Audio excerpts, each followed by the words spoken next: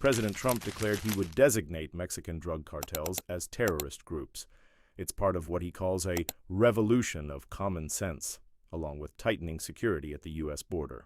When you identify a group as a terror group, you have also identified the people that they prey upon as victims of terrorism, right? We all agree with this, right?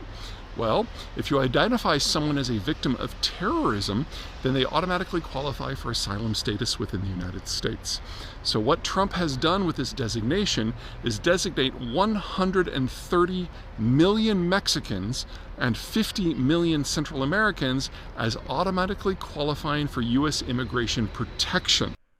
Trump signed an executive order on Monday night asserting the cartel's activities threatened the security of the United States. Nearly all illegal traffic across the southern border is controlled by the crime groups, the document said.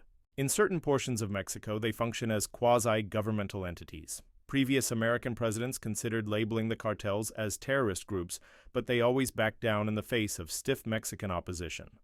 Trump himself was persuaded to drop the idea in 2019. So what it doesn't do is strictly loosen the tools that the U.S. military can use on foreign soil, because Mexico is not a country that we are at war with. So designating the cartels sponsors of terror doesn't really do much unless you also designate the Mexican government as a sponsor of terror.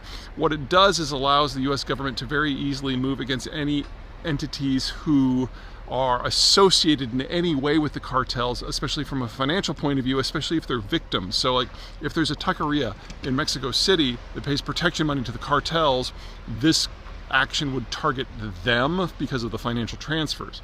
But it's not actually going to encourage U.S. Apache helicopters to be flying south of the border and blowing shit up.